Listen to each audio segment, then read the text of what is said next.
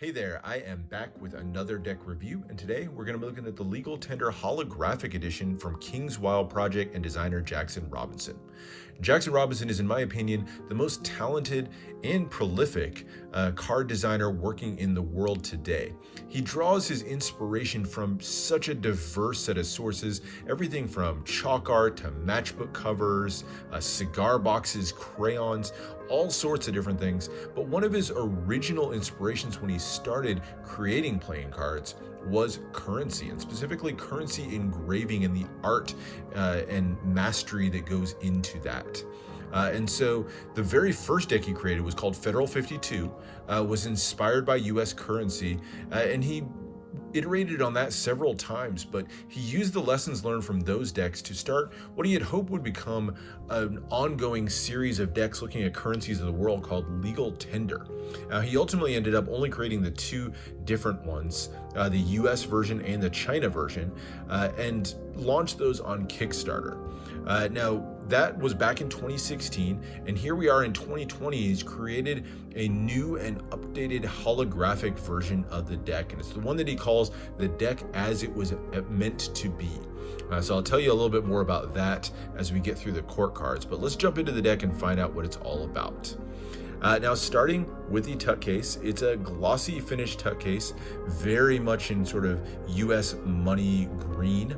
It is embossed and it is covered in holographic foil, very fitting for the holographic version. You've got Legal Tender written bold across the top, and it does have little engraving lines in it, giving it a really cool updated feel. And then the center is very much like the seal of the US, with the large eagle with the E pluribus unum from many one banner in its mouth. You've got the 2020 banners curling over from the sides, Eye of Providence at the top. And interestingly, the eagle is holding in its talons, if you look closely, in contrast to the usual olive branch and arrows that are typically held in the talons, representing peace and wartime.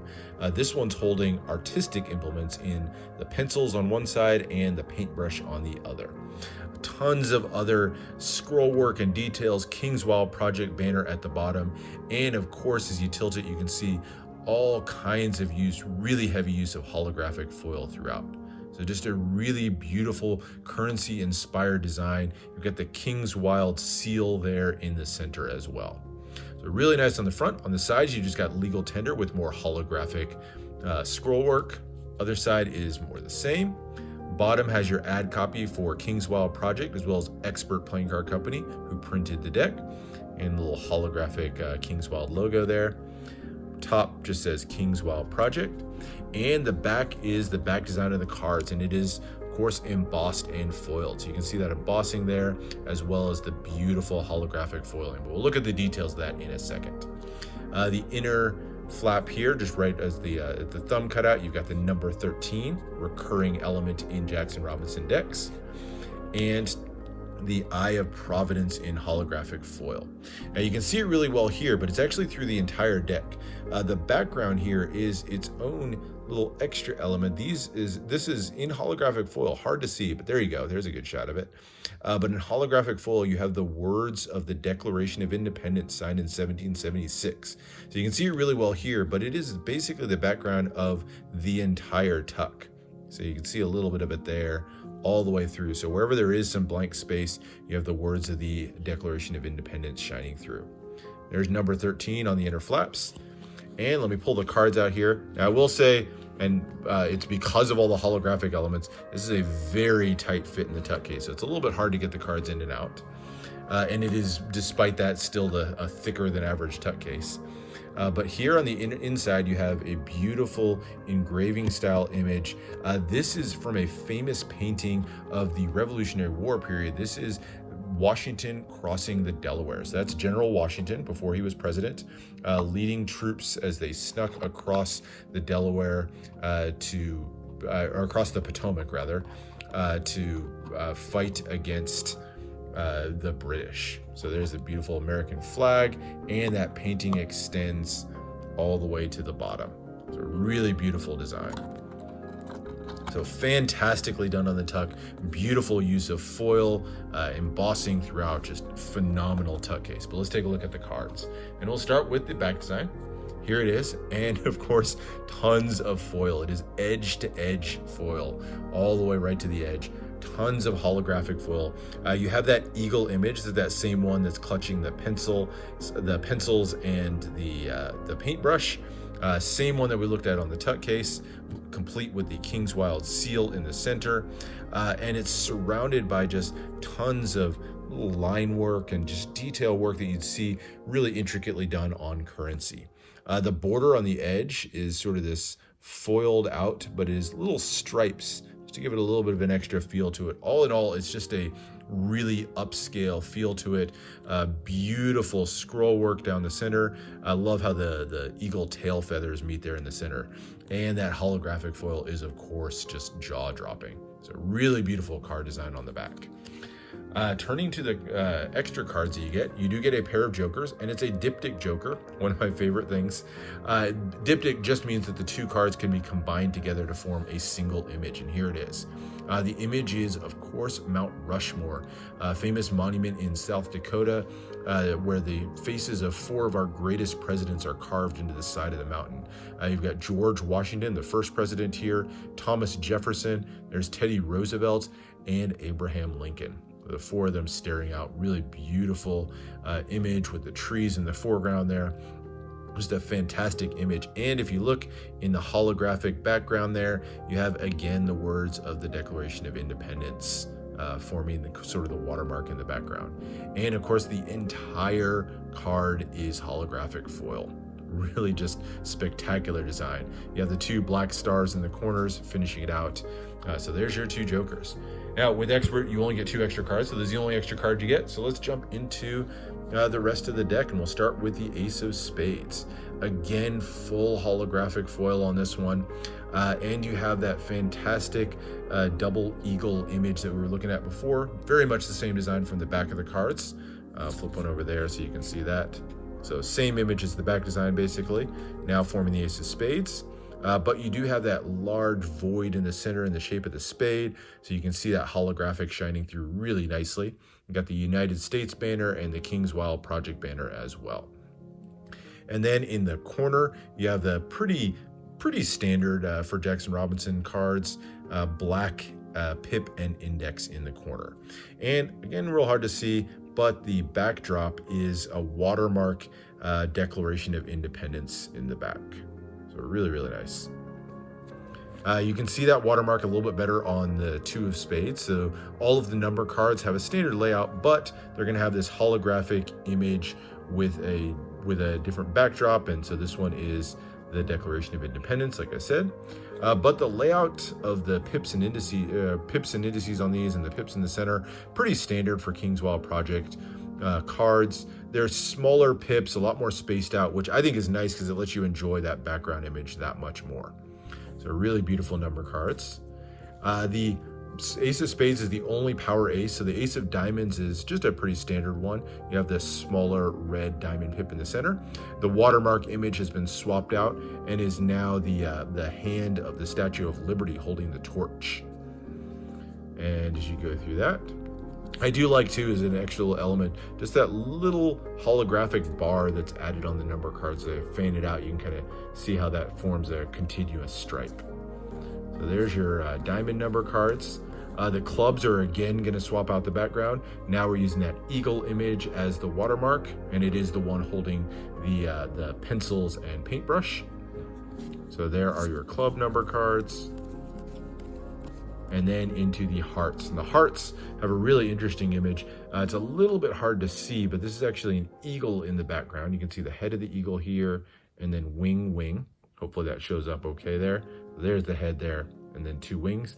And in its hands are clutched the classic arrows in one talon and olive branch in the other, representing war and peace, the 2 sides of the U.S. So a little bit hard to see. Shows up a little better in person, but that's the eagle image in the background there. And then through the heart number cards and finishing with the quartz. All right, so let's get into the courts, and this is really another one of the highlights of the deck, and I know that's saying something because we've seen a lot of highlights so far, but the courts are designed after characters from U.S. history and in most cases U.S. currency. Now, I'm going to tell an interesting story about these. I did mention that this was something that Jackson called the deck as it was meant to be. Now, the original legal tender deck was intended to have some holographic elements. Not a lot of holographic elements, but some to mimic the security features on US currency. And specifically this right here, this little strip right here, where it just says Jack, Jack, Jack, Jack, Jack. That strip is a holographic strip that's included on some of the US bills. Like I said, as a security feature.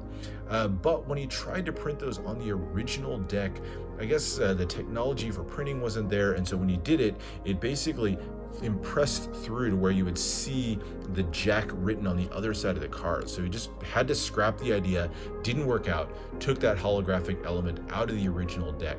But here we are in 2020, printing technology is advanced, and he's come back with a vengeance to include holographic foil everywhere.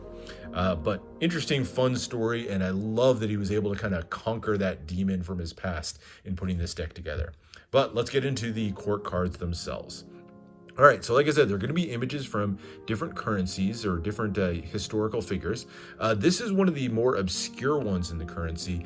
This is Running Antelope. Running Antelope was an Indian chief and was actually the only Native American who's ever been featured on US currency. Specifically, he was on the 1899 $5 silver certificate. So very stoic looking image of our Native American hero there. And beautifully done engraving. Just love the art style, very much in keeping with US currency. And then surrounding it, you've got little tiny elements all over the place. Again, nods to what, kind of in the style of what you'd see on US currency. You've got the Liberty Bell image here. You've got the King's Wild stamp almost right there.